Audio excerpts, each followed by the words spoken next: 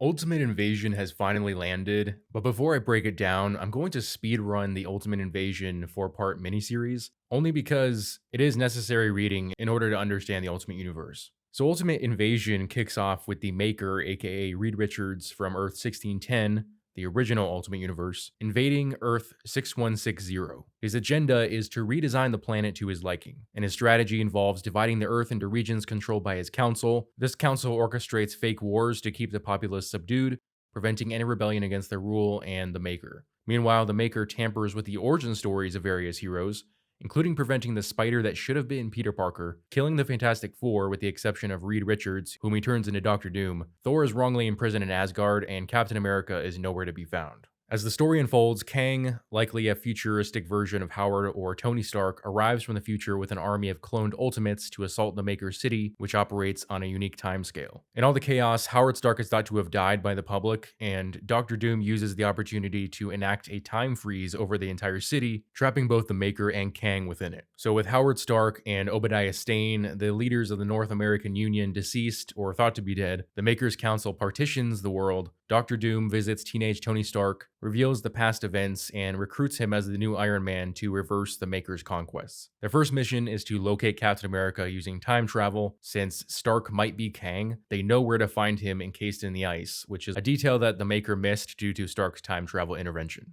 So there you go. I hit the main points of Ultimate Invasion, and with issue 1 of the Ultimate Universe, the different territories have been once again segmented following the demise of the North American Union leaders. So the North American Union, once under Howard Stark and Obadiah Stane, is now split among the other regions. The Society of South America is led by Emmanuel da Costa. The European Coalition is led by Henry Dugarry, the French Captain Britain. The city, once the Maker's domain, remains in a temporal lockdown. The upper and lower kingdoms of Africa are ruled by Lord Khonshu and Ra. The Eurasian Republic is managed by Magic, Omega Red, and Colossus. The Hulk leads the Children of the Light, and the Land of the Sun is under Sunfire with Viper and Silver Samurai. And ultimately, this council ends up framing Tony Stark for terrorism at the end of this issue.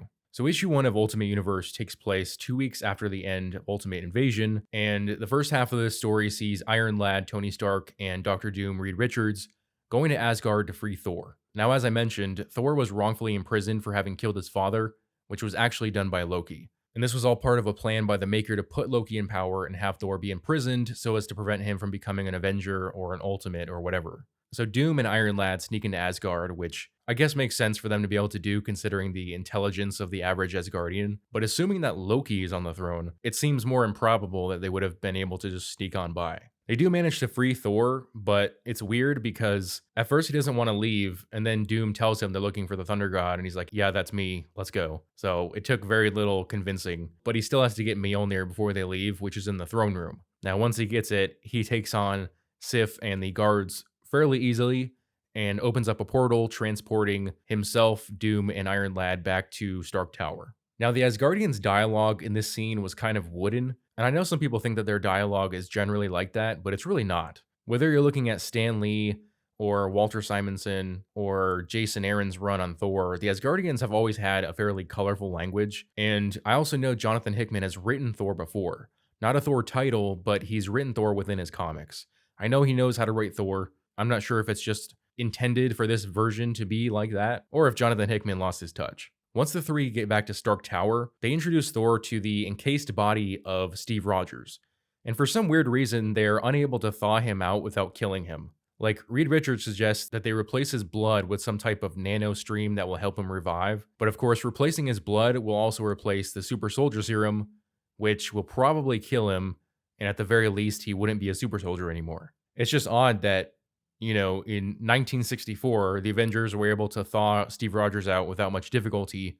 And even in the Ultimate Universe in 2001, the original Ultimate Universe, they were able to thaw Steve Rogers. But for some reason in 2023, it can't be safely done. It's also a little odd, I think, how Reed talks about Captain America. When describing him to Thor, he says, "In many ways, he is the same as you and I, a hero of an erased age.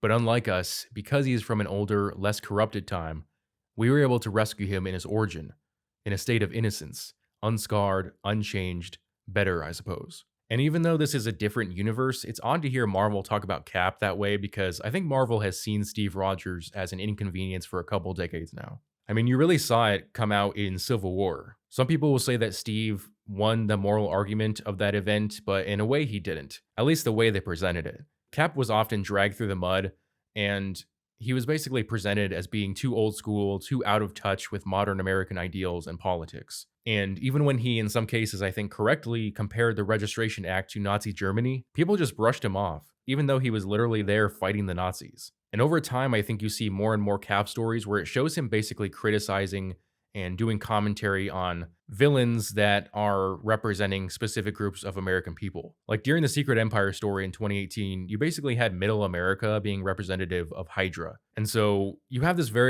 Marvel has this very like inconvenienced fear almost, where they're so afraid of Captain America appearing too right-wing that they've taken him away from his roots and how he used to, what he used to believe and how he used to act. And I would classify Steve Rogers as being a classical liberal, but I suppose nowadays even that's considered right-wing by extreme leftists, and let's be honest, Marvel Comics has never been more far left than it is right now. But it was interesting to see Jonathan Hickman write Steve Rogers like that, and I hope that continues in the future. But moving on, before they're able to do anything else, Sif shows up, and basically Doctor Doom explains to her and Thor that Thor was meant to be the king of Asgard, that Loki and the Maker tricked them, had Thor imprisoned, and that the Maker did a similar thing to the origins of many heroes. Now, at first, I was a little surprised that Sif and Thor just went along with that story, but then you have to remember that Thor himself, he knew deep down that his anger towards his circumstances wasn't unjust, that something else was going on. And Sif, historically, has been a love interest of Thor, and it kind of feels like that may be the case here, or at least she was a love interest of Thor until he was framed for the crime of killing Odin. And so I think that's why they were so willing to accept the Maker's explanation, because Thor knew something wasn't right, and Sif, wanting to believe in Thor, is willing to give this a chance. And so I see this as a new Ultimates team coming together. You've got Reed, Tony, Thor, and Sif, and the Capsicle in the background, at least until they figure out how to thaw him out. But with the help of Thor and Sif, Reed and Tony decide to go to Latveria, specifically to the Maker's castle, where he has a number of containers holding the, let's say, artifacts, and in some cases, the catalysts of many of the heroes whose origin stories were changed. So like one of them is you have the spider that bit Peter, and you likely have other items and weapons from other heroes that would have been. So basically their goal is to transport these back to Stark Tower, and one by one, they will unleash these heroes. But as they're trying to figure out logistically how they're going to transport the containers, Thor gets stabbed from behind by Captain Britain. And Captain Britain here is pretty damn strong. Like, this is the most juiced up Captain Britain I've ever seen in my life. Granted, he does have both the Sword of Might and the Amulet of Right, but still, he's able to pierce through both sides of Thor's body, which is a pretty big feat. He also knocks Sif to the ground with one punch, throws down Doom, and Tony only beats him because he shoots his eye out with a repulsor blast. And so basically, Thor is incapacitated, and they do manage to escape back to Tony's lab, but now they have to figure out how to fix Thor. Howard Stark had built some sort of medical device, but Tony doesn't know how to use it. Doom suggests uploading one of the other catalysts to heal him, which is weird because it's like they're going to inject Thor with spider blood or whatever made Peter Parker Spider-Man. And while they're doing that, Captain Britain talks to the Maker's Council and basically explains that Tony Stark is now Iron Man and that he and his crew are trying to take the Maker's stuff. And so Hulk, who I thought was a more peaceful character, but he seems very menacing in this issue. His idea is that they're going to frame Tony Stark for terrorism by shooting a giant laser somewhere into the North American Union. And basically, with the world seeing Tony Stark as this uprising terrorist sort of character, basically it'll keep the world's population in line, similar to their periodic wars. Now, because Thor is out and he can't use his portals, the people who are going to be hit by this laser will have no way out. And so Tony activates the arc reactor, or rather the Immortus engine on his chest. And it's not clear exactly what he does, because we do see the laser wipe out a couple city blocks in the US. And supposedly people do die, or at least are missing, which interestingly includes Emily Osborn, Norman Osborn, and May Parker. So either those people are dead, or Tony Stark using the Immortus engine was somehow able to teleport them or something. I don't know. He definitely does something, and he's not dead, even though the public believes he is. So I think going forward, the world is going to believe that Tony is a terrorist, and if he shows up later with his ultimates, they're going to be outlaws. And then after that event, there's basically small uprisings around the world. In fact, you see a panel with Black Panther So maybe Wakanda starts rising up against the upper and lower kingdoms of Africa, or at least that's what I'm guessing. And then the story ends in a 2-page teaser for Ultimate X-Men. And I'll be honest, I don't really care for the art style. It's Peach Momoko, and it's obviously manga inspired. And I'm not saying her art is bad. I just don't like manga together with American superhero comics. Like, I love manga, I love American superhero comics. I just don't think the two should mix. I like the cultural differences between manga and American superheroes, and even though there is Marvel manga and some manga like My Hero Academia have taken cues from American superheroes, I think you still need to have that distinct style. My Hero Academia does superheroes, but they're Japanese superheroes.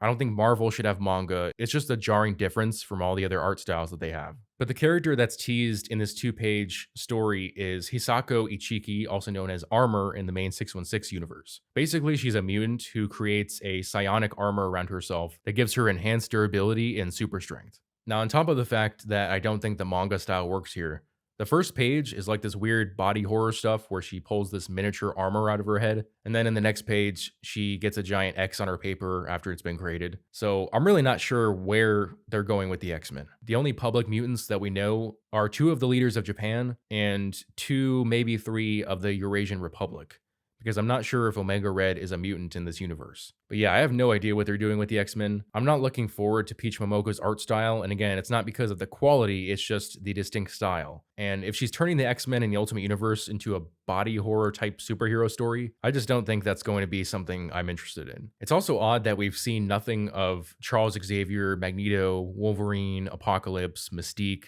all the older mutants who you'd think have been around by now. So I don't know what Hickman intends for the X-Men in this universe. Ultimate Spider-Man, though, is being written by Hickman himself, which is interesting. I definitely have a bit of a sinking feeling with what he might do with Peter Parker, but I hope it's going to be good. I did see the teaser that shows him being married with 2 kids, which is awesome. At least in this new Ultimate Universe, we finally get Peter and MJ back together. As for Black Panther, I'm not a huge fan of Brian Hill as a writer. The art is okay, but the new design for Black Panther's suit looks a little goofy to me. But I am interested to see what they do with Black Panther in this universe, because he really didn't get much to do in the original Ultimate Universe, which sucks because he's really interesting in the 616 universe. So I'm excited to see what they're doing with him, but I don't know where the overall direction of the Ultimate Universe is going. Like, I don't think there's an Ultimate Universe issue 2. So I don't know if there's going to be an Ultimates comic coming soon. Obviously, from here, we see that there's going to be Ultimate Spider-Man in January, Black Panther in February, and X-Men in March. So where are the Ultimates? But overall, I thought the story was pretty good. You definitely need to have read Ultimate Invasion for things to make sense. In fact, if my explanation during my speed run wasn't in-depth enough, I will have the link to the playlist for Ultimate Invasion linked in the video. But it is interesting how things are going. It looks like the Ultimates, instead of being America's government-sponsored premier super team, are actually going to be outlaws in this universe. And the potential deaths of Norman and Emily Osborn, as well as May Parker, are interesting because we assume that Peter Parker is going to get the spider bite at some point and become Spider-Man. But now, if May Parker is dead, supposedly along with Norman and Emily, we're not going to get the Green Goblin. Harry Osborn is going to have a grudge against Tony Stark, and Peter will have lost Aunt May. What we don't know is if Uncle Ben is still alive in this universe. If he is, it'll be an interesting dynamic because it's always been May and Peter, whereas Ben was the one who died. Even in the MCU, Ben died first and then May. So I'm interested to see how that plays out. Especially if the Ultimate Universe has his family, there's obviously going to be a giant time skip. Whereas with Ultimate X-Men, it looks like it's going to start off right now. Because at the end of this issue, they did mention that a girl in Japan survived a car crash, and I'm pretty sure it's Armor. Black Panther as well we saw, so I think Spider-Man might be the only title that has a time skip. But yeah, there was a lot to unpack here. I might do more videos theorizing what's going to happen going forward. Let me know what you guys think about this issue, and if you want me to cover specific topics from this comic, or what I think is going to happen moving forward in the Ultimate Universe. As always, if you enjoyed this video, I would appreciate it if you would hit that like and subscribe button, as well as the notification bell so that you never miss out on a new video. Thanks for watching.